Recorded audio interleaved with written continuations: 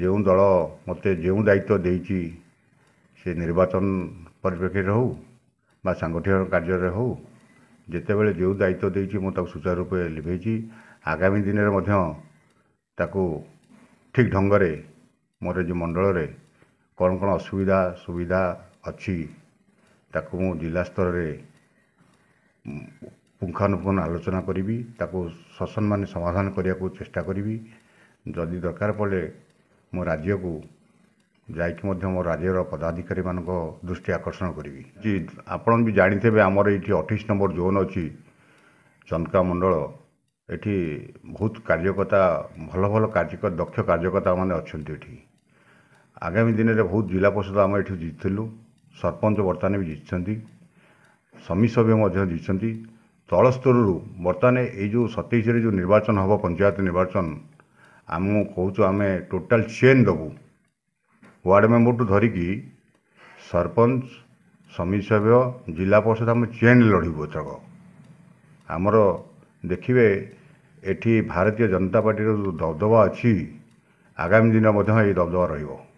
ଆପଣଙ୍କୁ ଯଦି ଜିଲ୍ଲା ପରିଷଦ ଟିକେଟ୍ ମିଳେ ତ ଆପଣ କେତେ ଦୂର ମାନେ ବିଜେପି ସଂଗଠନ ସୁଦୃଢ଼ କରିବେ? ଦେଖନ୍ତୁ ସେଇଟା ଦଳ ଯେତେବେଳେ ନିଷ୍ପତ୍ତି ନେବ, ଯାହା ନିଷ୍ପତ୍ତି ନେବ ଆମେ ତାକୁ ମାନି ନେବୁ। ଯଦି ଦଳ ମୋତେ ଦାୟିତ୍ୱ ଦେବେ ତାକୁ ବି ମଧ୍ୟ ମୁଁ ମଥାପତି ଗ୍ରହଣ କରିବି, ଏଥିରେ କୌଣସି ଦ୍ୱିଧା ନାହିଁ। ଆପଣ ବିଜେପି ସହିତ କାହିଁ ଜଡ଼ିତ ହେଲେ ଅନ୍ୟ ସବୁ ଦଳ? ମୁଁ ଛୋଟବେଳୁ ସଂଘ ସହିତ ଜଡ଼ିତ, ବିଜେପି ସହିତ ଜଡ଼ିତ ପଛରେ ହେଇଛି ମୋର ସଂଘର ଆଦର୍ଶରେ ମୁଁ ଅନୁପ୍ରାଣିତ ହୋଇ ଆସିଛି। ମୁଁ ଏଭିପିରେ କାର୍ଯ୍ୟ କରିଛି, ବିଶ୍ୱବନ୍ଦୀ ପରିଷଦରେ କାର୍ଯ୍ୟ କରିକି ମୁଁ ଅଯୋଧ୍ୟା ଯାଇଥିଲି କର ସେବା କରିବାକୁ। ତତ୍ପରେ ମୁଁ ବର୍ତ୍ତମାନ ଶିଶୁ ମନ୍ଦିର ସମ୍ପାଦକ ଅଛି। ତେଣୁକରି ମୁଁ ମୋର ଛୋଟବେଳୁ ମୁଁ ଏହି ଆଦର୍ଶରେ ଅନୁପ୍ରାଣିତ ହୋଇକି ରହିଅଛି। ଧନ୍ୟବାଦ ଦେବି ମୋର ସାଂସଦ ପ୍ରିୟ ସାଂସଦ ଅପରାଜିତା ମ୍ୟାଡ଼ାମକୁ ଯେ ମୋ ଉପରେ ଯେଉଁ ଦାୟିତ୍ୱ ଦେଇଛନ୍ତି। ମ୍ୟାଡ଼ାମ ମୁଁ ତାଙ୍କର କାର୍ଯ୍ୟ ମୋର ଯେଉଁ କାର୍ଯ୍ୟ ହେବ ମ୍ୟାଡ଼ାମ ଦେଖିବେ ଯେ ଚନ୍ଦକା ମଣ୍ଡଳ ଜାଣିଛନ୍ତି ବି ମ୍ୟାଡ଼ାମ ଚନ୍ଦକା ମଣ୍ଡଳ ଗୋଟା ଆଦର୍ଶ ମଣ୍ଡଳ, ଆଉ ନିଶ୍ଚିତ ଏଠୁ କିଛି ନା କିଛି କାର୍ଯ୍ୟକର୍ତ୍ତା ଶିଖନ୍ତି ଏଠି। ଆଉ ମୁଁ ମ୍ୟାଡ଼ାମକୁ ଆପଣ ମାଧ୍ୟମ ତରଫରୁ ବହୁତ ଅଶେଷ ଧନ୍ୟବାଦ ଦେଉଛି। ମୋର ଯିଏ ଆମର ପ୍ରାର୍ଥୀ ଥିଲେ ଲୁଲୁ ଭାଇ ବିଶ୍ୱରଞ୍ଜନ ବଡ଼ଜେନା ତାଙ୍କୁ ମଧ୍ୟ ଧନ୍ୟବାଦ ଦେଉଛି।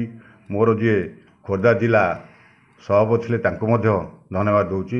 ମୋ ଯେଉଁ ଦାୟିତ୍ୱ ଦେଇଛନ୍ତି ମୁଁ ନିଶ୍ଚିତ ତାଙ୍କର କାର୍ଯ୍ୟକର୍ତ୍ତା ହିସାବରେ ମୁଁ ନିଶ୍ଚିତ ତାଙ୍କର ଆଗାମୀ ଦିନରେ ତାଙ୍କ କାର୍ଯ୍ୟପନ୍ଥାକୁ ଗ୍ରହଣ କରି ଆଗକୁ